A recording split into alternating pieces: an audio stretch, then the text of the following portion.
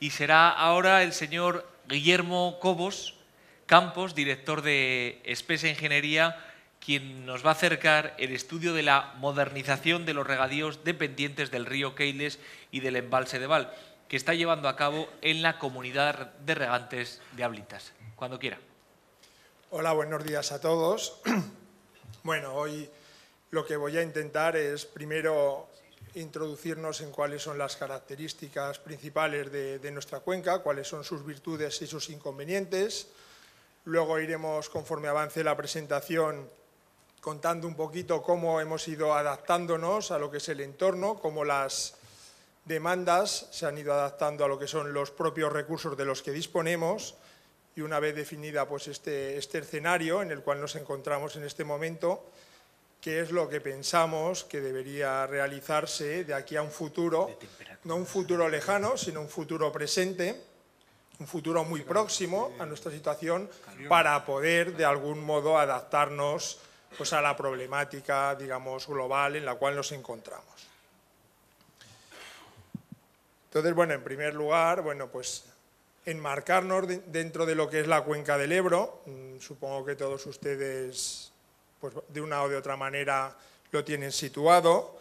¿Qué me gustaría destacar aquí? Pues me gustaría destacar que la cuenca del Keiles es una cuenca vertiente al Ebro por su margen derecha, que esto ya desde un primer momento pues ya es significativo. En la cuenca del Ebro tenemos margen derecha y margen izquierda, por desgracia. La margen izquierda es aquella que proviene de Pirineos, que tiene unos recursos bastante constantes, importantes recursos nivales, que dan una regulación y un caudal base a los ríos, y en cambio si nos vamos a la margen derecha, podríamos decir que es la margen pobre, más desfavorecida desde el punto de vista hídrico, y en esta se encuentra el río Keiles. No obstante, bueno, pues tampoco hay que ponerse triste, porque tenemos ahí el sistema ibérico y tenemos ahí también una regulación en la zona kárstica de su nacimiento. Y gracias a esto, pues podemos decir que estamos ante una cuenca que tiene unos recursos al menos significativos. Bueno, este es un poquito el esquema de la cuenca. ¿Qué cosas nos pueden interesar? Bueno, pues tenemos una superficie superior a los 500 kilómetros cuadrados. La altitud dentro de la cuenca es muy variable, que esto también, lógicamente, va a condicionar los tipos de cultivos. Pues nos fijamos, los puntos más altos de la cuenca coincidirían con lo que es la cumbre de Moncayo, superior a los 2.000 metros, y luego en la desembocadura pues llegamos a los 250 metros sobre el nivel del mar. Es decir, tenemos un gradiente altitudinal muy importante, muy significativo.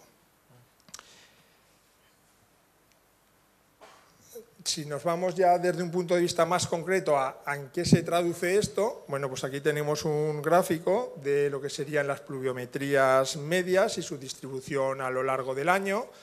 Entonces, bueno, pues esta circunstancia en la que nos encontramos hace que las principales precipitaciones las vayamos a encontrar en abril, mayo, y en cambio tenemos unas épocas de estiaje muy significativo pues en junio, julio, agosto.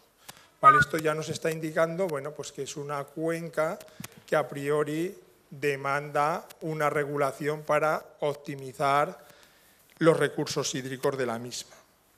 Luego también altitudinalmente, lo que decíamos, zonas altas, zona por ejemplo de Ólvega, precipitaciones medias superiores a los 550, próximas a los 600 litros metro cuadrado, mientras que conforme bajamos de cota, por debajo de la población de Tarazona, pues podemos llegar a precipitaciones anuales próximas a los 400 milímetros, que es algo pues, relativamente escaso.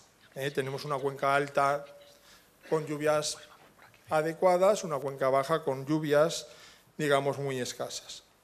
Si nos fijamos en las temperaturas, bueno, pues estamos ante un clima mediterráneo continental con importantes diferencias en función de la estacionalidad. ¿Esto qué es lo que hace? Pues que sobre todo en verano tengamos unas temperaturas, bueno, pues que pueden superar en muchos casos los 30 grados. Esto también va a afectar sustancialmente pues, las condiciones de cultivo y las demandas hídricas que podamos tener.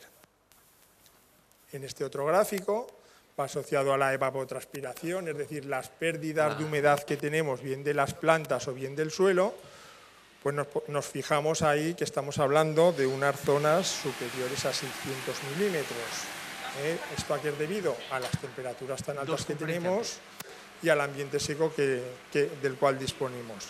¿Esto qué va a hacer? Bueno, pues esto va a hacer que necesitemos de importantes recursos hídricos para poder tener unos cultivos de buena calidad.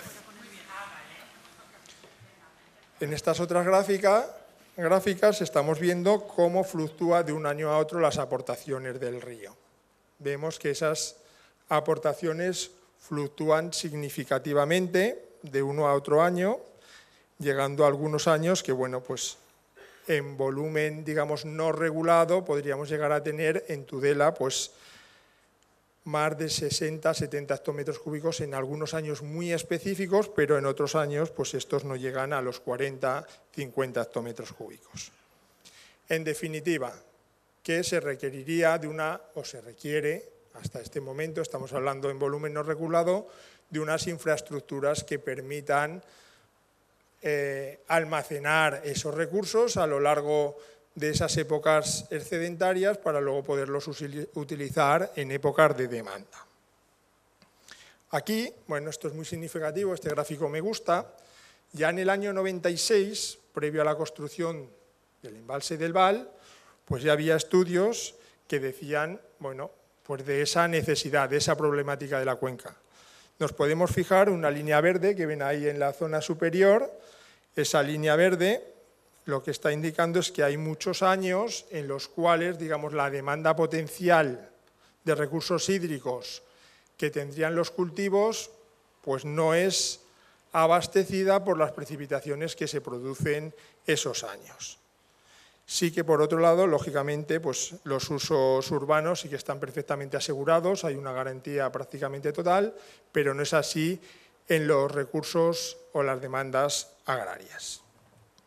Bueno, hasta aquí además no hemos hablado de lo que es el cambio climático, que lo iremos viendo a lo largo de la presentación, pero sí que ya os indico que de todos los estudios que hemos ido realizando, se observa que las temperaturas, bueno, lo han visto todos ustedes, las temperaturas cada vez son mayores. ¿Esto en qué va a afectar? Pues va a afectar lógicamente en esa evapotranspiración que hemos dicho antes, es decir, mayor pérdida de recurso hídrico y por lo tanto tendremos que gestionar mejor la disponibilidad del mismo para pues no empeorar las condiciones. Es decir, ¿qué es lo que nos va a suceder? Las cosas van a mejor o a peor, no se mantienen constantes. ¿Por qué? Porque el cambio climático evoluciona.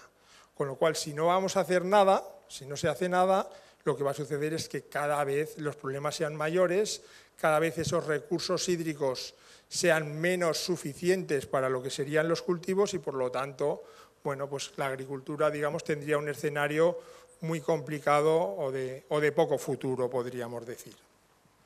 Bueno, esto ya se veía en los años 96, incluso antes, y por eso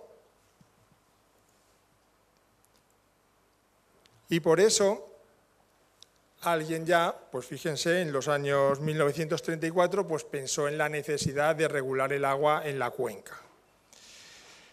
Se hicieron unos primeros estudios, pero ya hasta el año 65, pues estos estudios, digamos que eran de anteproyectos, niveles muy básicos, y en el año 65, bueno, se dio un impulso muy importante por parte de la comunidad de regantes, en este caso creo que era la de Tarazona, y ya se empezaron a realizar pues unos proyectos específicos para ver cómo gestionar, cómo regular esos recursos hídricos.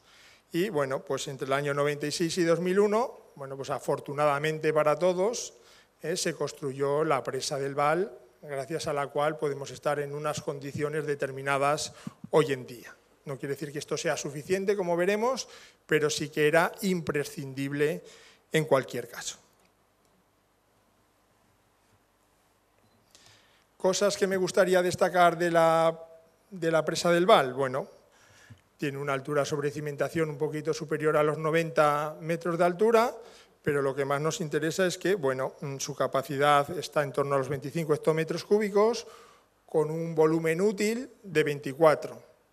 ¿Eso qué quiere decir? Eso quiere decir, bueno, pues que tiene una capacidad de regulación próxima a los 40, 38, 40 hectómetros cúbicos año, que coincide con las aportaciones medias que llegan a dicho embalse. En cuanto a cotas, también muy significativo, cota del máximo nivel normal, 620, cota de la toma, en este caso de Magallón Grande, que todos conocerán, la 570, y luego la cota desagüe de fondo, que estaría en torno a la 540.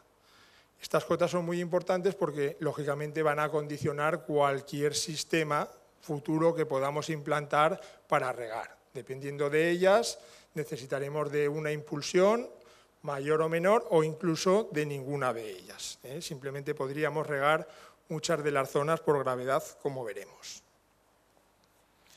Bueno, pues toda esta introducción que hemos hecho, ¿para qué sirve? Pues sirve para realizar un reparto del agua. Es decir, el agua no es infinita, tenemos un agua muy concreta en una cuenca que tiene déficit hídrico y, por lo tanto, tenemos que limitar ese uso del agua para las distintas demandas, tanto de abastecimiento, que, bueno, abastecimiento no, hemos dicho que estaría garantizado en cualquier caso, pero en el caso agrícola, pues evidentemente no podemos regar todo lo que nos gustaría, como habrán comprobado ustedes. Por eso se hizo un reparto, ahí viene una tabla donde pone verano, primavera e invierno, que esto lo que nos está indicando es los caudales asignados en función, digamos, de unas condiciones históricas o de tipos de riego. Es decir, como no podemos dar toda el agua que queremos, tenemos que ir zonificando y hablar de máximo agua que podemos aportar en determinadas áreas.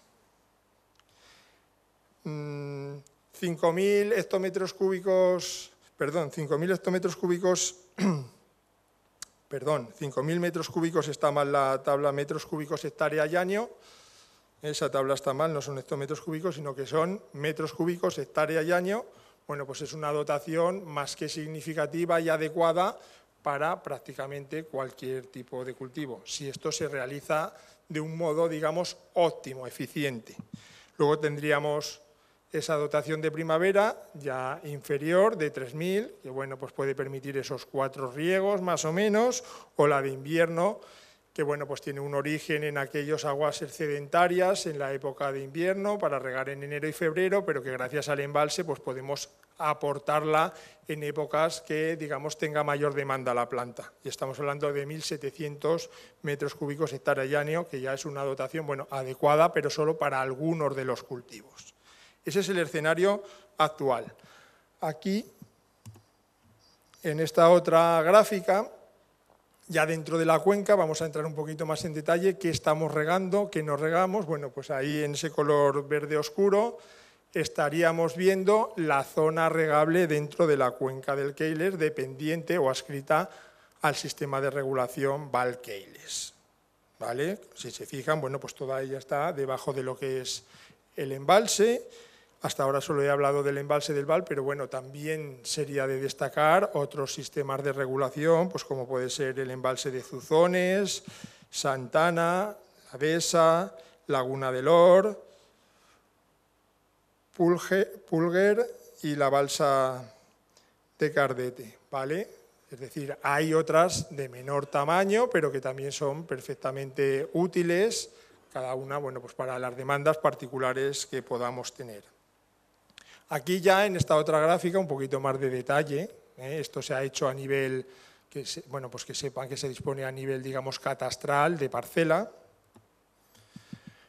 de cada una, bueno, pues de esas zonas regables. Aquí lo hemos dividido en lo que serían las comunidades de regantes, en las 18 comunidades de regantes, bueno, pues ahí vemos las áreas asignadas a cada una de ellas con regadío de lo que es el embalse. Si se fijan, bueno, pues hay términos municipales, pues como Novallas, Bierlas, Malón, Monteagudo, por ejemplo, Varillas, Tulebras, bueno, pues que están integrados, digamos, toda su área está totalmente ya adscrita a ese sistema de riego, y hay alguna otra término municipal que no está en su totalidad, bien por temas de cotas o por otras cuestiones o no disponibilidad de recursos hídricos. Aquí tenemos lo mismo en una tabla. Entonces, si se fijan, bueno, pues cada una de esas comunidades de regantes tiene asignadas unas hectáreas y si se fijan, no todas tienen la misma, digamos, la misma dotación, sino que tienen dotaciones de invierno, de primavera y verano. Y, bueno, podríamos decir, no es casual, sino que se ha hecho así evidentemente, para que al final el último número que ven en la tabla, en negrita, los 34 hectómetros cúbicos, lógicamente se corresponde o va asociado al volumen, digamos, disponible que tiene el embalse para su gestión en temas agrícolas. Es decir, todo el volumen se ha ido repartiendo entre todas las zonas regables de las cuales disponemos en la cuenca adscritas a ello. ¿Esto qué implica? Bueno, pues perdón, es que como tengo dos pantallas a la vez, a veces me hago un pequeño lío. Bueno, pues en el gráfico vemos que prácticamente a un tercio tenemos riego de verano, de primavera y de invierno. Es decir, que el óptimo, o por lo menos lo deseable, que serían esos 5.000 metros cúbicos hectáreas, solo lo tenemos en un tercio de la superficie. ¿A qué deberíamos de aspirar? ¿Qué sería lo deseable? Pues, lógicamente, que toda la superficie tuviese esa dotación.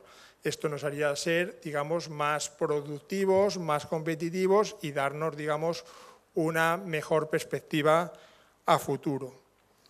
La dotación media, bueno, pues 3.300, que es una dotación que sirve, puede ser adecuada para algunos cultivos, pero que no sería la deseable. Bueno, y ahí he puesto también otra vez el cambio climático. Esa dotación hoy puede ser válida, pero quizás dentro de 15 años, de 10 años, pues pueda ser problemática, por lo que hemos dicho antes de la evapotranspiración. Bueno, entonces, dado este marco, que es el marco actual, ¿qué vamos a hacer ahora? Pues vamos a ver ese posible marco futuro. Entonces, ahora aquí me gustaría destacar un anteproyecto que ya existe, que es el anteproyecto del Canal de Navarra, concretamente la fase 2, que es la que nos va a afectar a la cuenca del Keiles. Esa imagen que están viendo ahí en la pantalla la hemos extraído del anteproyecto y lo que dice es que ese canal que llegaría hasta la laguna del Or, bueno, pues podría abastecer a determinadas zonas incluso dentro de la cuenca del Keiles. Como saben, bueno, pues la presa de Itoiz tiene adscritas una serie, digamos, de dotaciones para riego y dentro de ellas estaría parte de la zona que hemos indicado. ¿En qué nos va a afectar esto? Bueno, pues nos puede afectar, ojalá nos afecte, es muy deseable, en lo que veríamos ahí en la siguiente diapositiva. En ese verde, digamos, más llamativo, en la zona norte, hemos representado pues todo el área que podría ser regada desde lo que sería el canal de Navarra. ¿De acuerdo? Para que se orienten, no se sitúen un poquito, hemos pintado en una línea morada punteada blanca lo que sería, ya lo diré, el canal de Lodosa. Luego hemos pintado en un color granate rojo lo que sería el trazado del canal de Navarra. Bueno, que estamos hablando de canal, pero realmente va a ser una doble conducción cerrada. Aunque se le haya llamado canal, realmente es una conducción cerrada a presión. Y luego, bueno, pues ahí tendríamos esa primera superposición que, bueno, a simple vista pues ya nos indica que más o menos la mitad de la cuenca podría regarse desde ese canal de Navarra, con lo cual, ¿esto qué implicaría? Pues que adscrito a lo que sería el embalse del Val, solo quedaría la otra mitad de la cuenca. ¿Esto es bueno? Evidentemente esto es muy bueno, tanto para los que regaran del canal de Navarra o rieguen del canal de Navarra como para los que lo vayan a hacer desde el embalse del Var. ¿Por qué?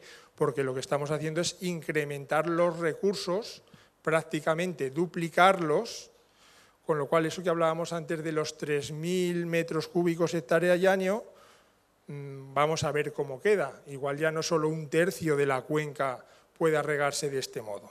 Entonces, en esta tabla, bueno, pues he hecho el ejercicio de ver cuál es la implicación numérica de la implantación de este canal de Navarra. Entonces, ¿qué se concluye? Bueno, ahí tienen el listado de lo que serían las comunidades que quedarían, digamos, asociadas a un riego directo del embalse del Val, y hemos quitado de esta tabla todas aquellas que se abastecerían de lo que sería el canal de Navarra. El canal de Navarra, bueno, pues ya como número aproximado, pues podemos hablar de que tendremos dotaciones, pues eso, de 5.000 o de 6.000 metros cúbicos hectárea y año, es decir, que podríamos decir que es un riego de lo que llamábamos de verano, al menos, y en el resto de comunidades podemos ver que, dada la superficie que se queda, podríamos incrementar también hasta esos 5.000 metros cúbicos hectárea y año, y si se fijan, en negrito donde pone totales sin asignar, 1.364. ¿Esto qué es? Pues que seríamos excedentarios de poder incluso incrementar en esa superficie lo que sería la zona de verano, actualmente no adscrita a lo que sería el embalse. Es decir, podemos mejorar sustancialmente los recursos hídricos a aportar a esos cultivos y además podríamos incluso incrementar la superficie de riego, ¿de acuerdo? También con esos 5.000 metros cúbicos hectárea y año. Algo evidentemente que cambiaría significativamente el escenario de lo que es la cuenca y que además, bueno, puede, digamos, potenciar, debe de darnos ánimos para poder invertir en la mejora de los sistemas de regadíos, porque lógicamente, si además vamos a disponer de más agua, todavía seremos más competitivos y más productivos. Bueno, esto sería el gráfico, donde tenemos ese sistema Keyles, en este caso dividido en función del aporte de agua. Vemos que queda muy equilibrado, queda compensada la superficie que se riega de uno y otro lado, y además para cualquier tipo de infraestructura que se podría implantar, pues vemos que disminuiría, por ejemplo, un dato, muchísimo las longitudes de las tuberías que habría que ejecutar desde el propio embalse del Val, porque no habría que llegar hasta Tudela, sino que, bueno, llegando hasta lo que sería la muga entre Aragón y Navarra, pues lo tendríamos más que solventado. Esta gráfica, bueno, aunque parezca un poquito liosa, aquí hemos pretendido colocar en distintos colores las cotas de la cuenca. Si recuerdan, he dicho antes, la 620 es la cota de máximo nivel de explotación y luego teníamos sobre la 570 lo que era la toma de Magallón Grande, ¿de acuerdo? Y la cota inferior que eran en torno a la 550. Bueno, pues aquí hemos representado por colores altitudinalmente lo que es la cuenca. ¿Para qué? Bueno, pues para ver qué consideramos que puede regarse por gravedad o no, o ese exceso, digamos, de 1.300 hectáreas donde podríamos asignarlo. Entonces, ¿qué conclusiones llegamos? Bueno, pues si se fijan todos los colores claritos, amarillos, naranjas, bueno, pues son zonas que están por debajo de esa cota 540, ¿de acuerdo? ¿Esto qué quiere decir? Que podríamos tener en torno a esos 3 famosos kilos de presión que nos interesaría tener para poder regar, aspersión o goteo, ¿vale? Por otro lado, ¿qué aporta esta gráfica? Pues si ven, hay una línea en color verde que lo que nos está indicando esa línea es una zona que actualmente, digamos, no está adscrita al embalse del Val, en este caso está en margen derecha, no sé si le suena ya lo diré, la acequia de Magallón Fiel, pero bueno, digamos, estaría en su margen derecha, que todavía tendría por cota posibilidad de ser regada desde el propio embalse. Es decir, ¿qué quiero decir con esto? Bueno, pues que tenemos incluso esa área en margen derecha que podría ser incrementada hasta esos 5.000 metros cúbicos hectárea y año. Es decir, que con esta hipótesis de futuro estaríamos hablando de unas condiciones, lógicamente, mucho mejores de las que nos encontramos actualmente. Bueno, aquí pues lo vemos un poquito el resumen, sin tanto color, ya hemos quitado el tema de las cotas y esto sería, digamos, un gráfico de la posible situación futura, ¿de acuerdo? Esa zona amarilla-naranja sería en la cual hay que decidir pues, qué zona de esos, creo que salen un poquito más de 5.500, 5.600 hectáreas, pues que 5.300 regamos, o si lo regamos todo y bajamos la dotación de la misma. Estas son cosas que habrá que analizar. Bueno, pues este escenario futuro parece que a mí al menos me parece prometedor, me gustaría verle. Y bueno, pues siguiendo un poquito más adelante me gustaría también destacar algunas cosas, ya no de dotaciones, sino de la problemática que tenemos en la actualidad. Entonces aquí, bueno, pues hemos hecho el ejercicio de pintar simplemente las acequias principales de la cuenca, no todas. Si pintásemos todas, bueno, pues no veríamos más que líneas en el gráfico. Solo hemos pintado las principales, tanto por margen derecha y por margen izquierda. Entonces, bueno, pues ya vemos una cierta maraña. ¿Por qué? Porque estas acequias, lógicamente, son muy antiguas. No digo que no estén bien pensadas. Si se fijan, pues van siguiendo más o menos las curvas de nivel, evidentemente. Pero ¿para qué he pintado este gráfico? Bueno, pues para realizar la tabla que ven ahí. No voy a exagerar. Ahí me salen unos 200 kilómetros, ¿vale?, de acequias principales. Esto es, bueno, no sé si una barbaridad, pero son muchos kilómetros de acequia para tenerlos mantenidos en perfectas condiciones en todo momento, solo las principales. Entonces, esto es un problema que tenemos con las condiciones actuales. Necesitamos mucha mano de obra, mucho material para realizar el mantenimiento de estas acequias muy antiguas. Eso nos quita, lógicamente, mucha eficiencia. Y además, tanta longitud de tubería, pues como se pueden imaginar, las pérdidas de agua en las conducciones, bueno, pues pueden ser infinitas. El 30%, perfectamente, el 30% del agua lo podemos estar perdiendo actualmente en las conducciones. Y luego ya han comentado antes la compleja gestión de todas esas acequias, que hace falta hacer jeroglíficos para ser capaces, bueno, de gestionarlo de una manera más o menos adecuada. Señor Cobos, le vamos a pedir brevedad, últimos 5 minutos. Por Venga, favor. de acuerdo.